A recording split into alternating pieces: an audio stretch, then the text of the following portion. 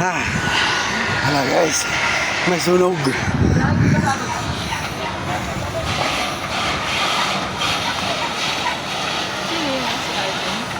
Ayan ko.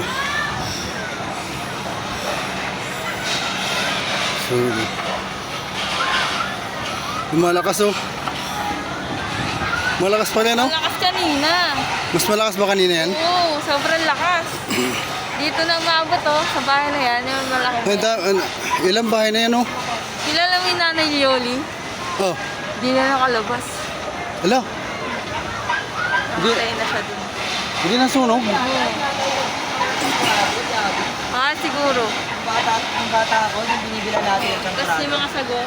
Yung naglalatag ng mga Siguro yun yun. Ano pa ang pangalan ng nanay ni Pogi? Si ano, kalimutan ko. Yun, hindi nakalabas. Yoli. Oh, kasi sa kanila yan eh oh. Tapat daw ng bahay ng Venus. Malakas pa rin, puro ano kasi yan eh oh. Siguro.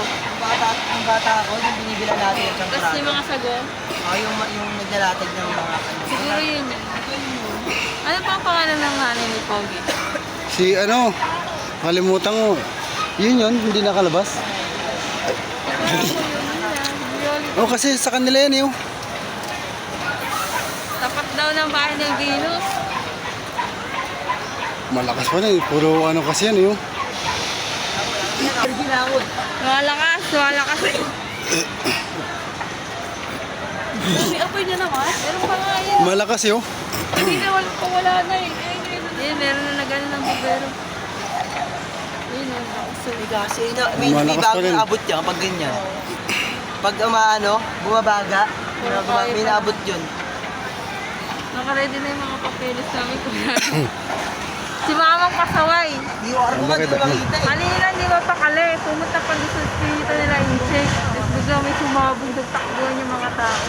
Yeah, magtatakbuhan talaga yan. Ay, nako. Ilan taon na siya, ano? Kaya yun alam. Yoli. Kaya alam. 145.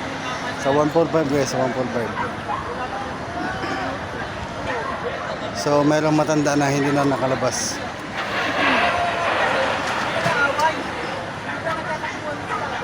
Lumalakas pa rin.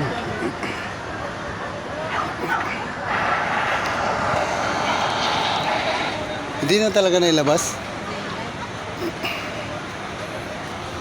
Yung tanda ng mga anak niya. Hindi na. Wala na, malakas na eh. Sobrang talanta ni Gaspar. Wala kang chino yung ganun kasi sobrang lakas. Ang ganda na yung ano, dito kita no. Sobrang talanta niya. Papa nga eh. Papa nga eh. Dali, papa. Alis siya. Ano, ang tubig lang dapat. Kasakas ba ito? Kasarayan po. Basa ka lang ito, basa. Patok ko siya. Dapat tubig lang. Iyan kuya, pinasya ko yung kapal na yan. Basta wala.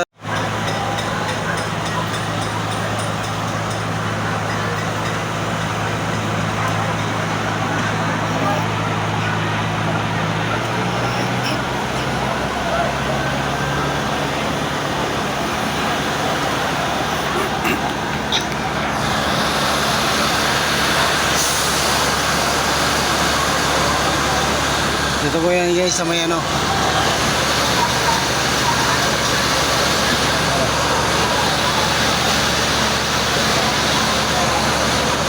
Dito po yan guys sa may G. De Jesus, Bagong Barrio. Ang sunog guys sa may barangay 145.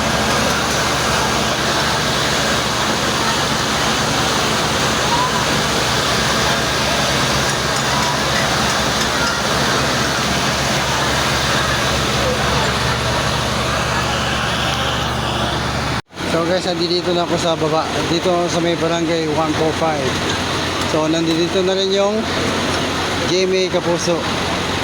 So maghatid ng mga balita sa inyo sa Pangmalawakan.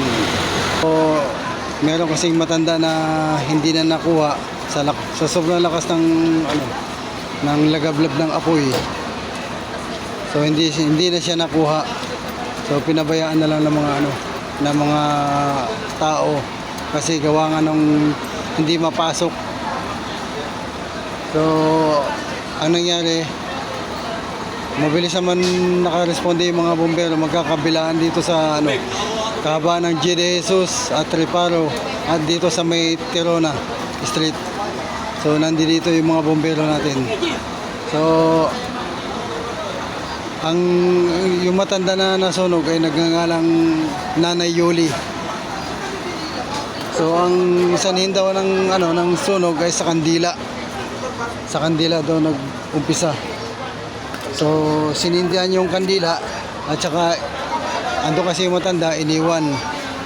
So meron din nagsasabi ng mga residente dito. Sabi nila ay may sumabog daw ng 2 beses. Dalawang beses daw may sumabog. So hindi natin masabi kasi kung anong pinagmulan ng sunog. Kasi meron din kasi nagsabi na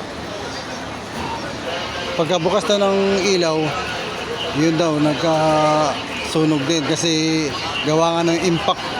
Yung impact ng pagpasok ng kuryente. So hindi natin alam kung saan sa tatlo. Hindi natin alam kung anong pinagmulan ng sunog. So andito na ako sa may Reparo na naglalakad kasi patapos na.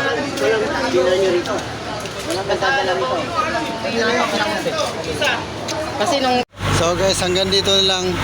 Basta huwag niyo lang kalimutan follow, like, comment, and share kay Boss Idol. And sa tulong Kalinga sa Facebook page, follow, like, comment, and share. And dun sa may Aying Vlog, sa may TikTok, follow, like, comment, and share. Huwag din natin kalimutan sa may YouTube channel sa Capex TV. Bye guys, thank you for watching.